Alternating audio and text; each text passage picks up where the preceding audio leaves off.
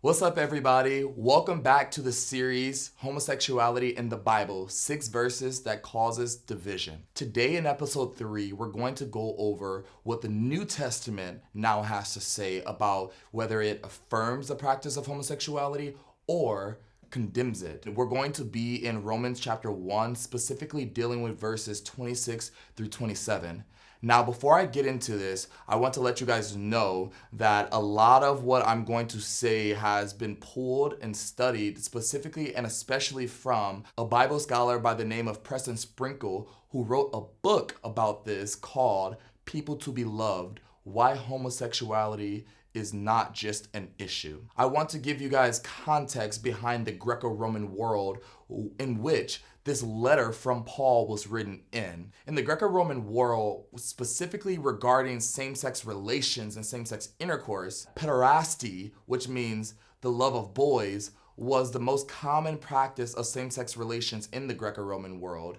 And essentially what would happen is men of higher status in this day and age would take boys between the ages of 13 to 17 of a lower status and bring them in and enter inside of a relationship with them that they saw as educational, that they saw as discipleship, of friendship, and even some who have taken these boys from the ages of 13 to 17 saw this as actual loving relationships. In the Greco-Roman world, they thought about same-sex orientation and attraction very differently. In our day and age, we would say, oh, if a man is sleeping with a man, they are gay. If a woman is sleeping with a woman, they are lesbian. And if a man and a woman, or vice versa, is sleeping with one another, they are straight.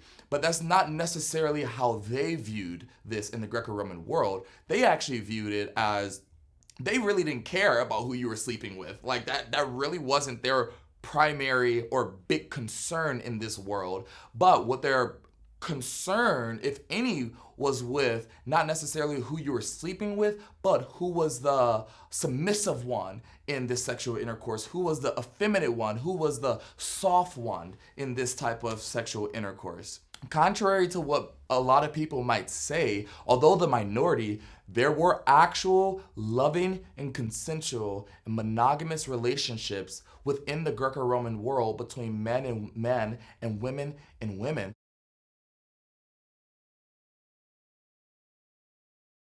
There were many novels going around within the Greco-Roman world depicting male lovers being in consensual, monogamous, and loving relationships with one another.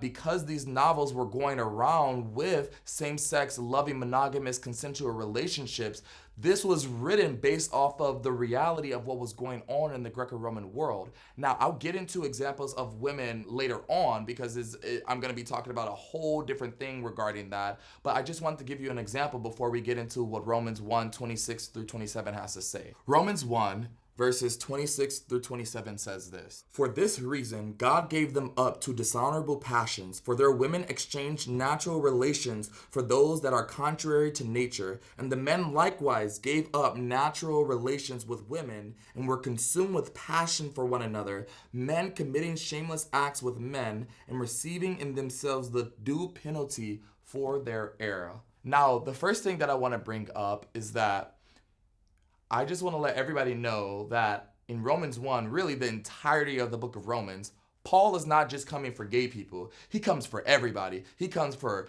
gay people. He comes for straight people. He comes for non-binary people. He comes for lesbians. He comes for everybody. Why? Because Romans 3:23 says, all have sinned and fallen short of the glory of God. There is no person that is watching this. There is no person, whether they are straight or gay, in the heterosexual community or in the LGBTQ plus community, that's escaping the condemnation brought upon them for their sins.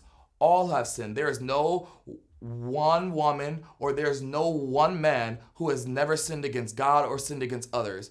All have. And so I don't want us to look at Romans 1 primarily for trying to see if the Bible affirms or condemns homosexuality. I just want to let you know the Bible condemns everybody for all of their sins. Now, the second thing that I want to go over is that Paul says this type of practice that was going on between women and men were and are against nature. Now, the specific Greek word that is used here is Parapvisian, which is most accurately translated out to in the English to mean unnatural or against nature. The crazy part is that this word Parapvisian has a long history of being used when talking about same-sex intercourse, same-sex relations. Now, the thing you might bring up here is that, oh no, when Paul is saying against nature, and he's bringing up passions, excessive lust, exploitation here. He's not talking about monogamous, consensual, loving relationships between men and women.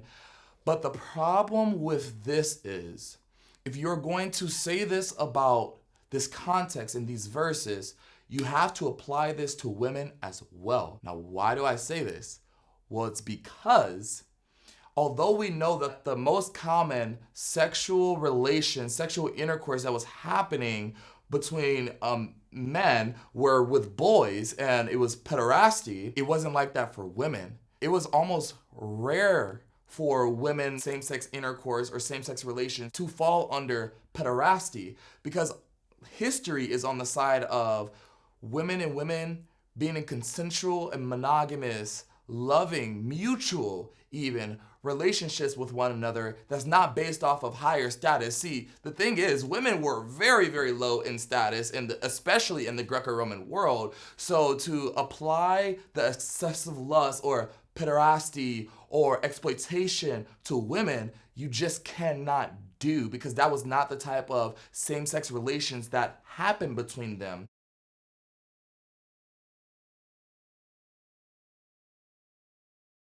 If we cannot apply pederasty or exploitation to women and just men that we're applying this to, it can't mix. It can't be put into the context. Because if you're going to say this about men being true, you have to say that about women as well, but you just can't. Paul's language here is very general. He's not saying that this is pederasty. He's not saying that this is exploitation. He's not even saying that this is the excessive lust. He's not saying that this is gang, as we saw Genesis 19 depicting and laying out for us. He's not saying any of that. He quite literally has generalized it. Let me read it again. For their women exchanged natural relations for those that are contrary to nature, and the men likewise gave up natural relations with women and were consumed with passion for one another, men committing shameless acts with men and receiving in themselves the due penalty for their error. Very general language. But then the last thing, he says that there was an exchange happening. Now, what is he getting at here? If you go back up a couple verses in Romans chapter 1, beginning at verse 22, he says, claiming to be wise, they became fools and exchanged the glory of the immortal God for images resembling mortal men and birds and animals and creeping things. This is so significant because Paul really is drawing back to Genesis 1 through 2. And how do I know this? Well, because in the beginning, God created everything in creation, every creeping thing on the earth, every flying thing in the heavens, to glorify him, to bring him praise, to bring him glory and worship. But Paul says there was an exchange that happened. Human beings, instead of worshiping God, instead of giving God the glory, we switched it out and started worshiping the creation and giving the creation of God the glory. And he's doing the same thing here, pointing back to Genesis 1 through 2 in regards to men and women being sexually intimate with one another. He says there was an exchange that happened because we see in Genesis 1 through 2 that the primary practice of sexual intercourse was between a man and a woman within marriage with one another, becoming one together under God. But an exchange happened, Paul says, to now men and men are being sexually intimate and women are being sexually intimate and entering inside of this marriage with one another instead of how God originally designed it to be as depicted and seen and shown in Genesis 1 through 2. Now, I believe that based off of these points, based off of these facts and digging based off of this context rather, that we can conclude that Romans 1:26-27, within this, the Holy Spirit is, through Paul, condemning the practice of homosexuality. I thank you so much for being here, and I can't wait to see you in the next episode.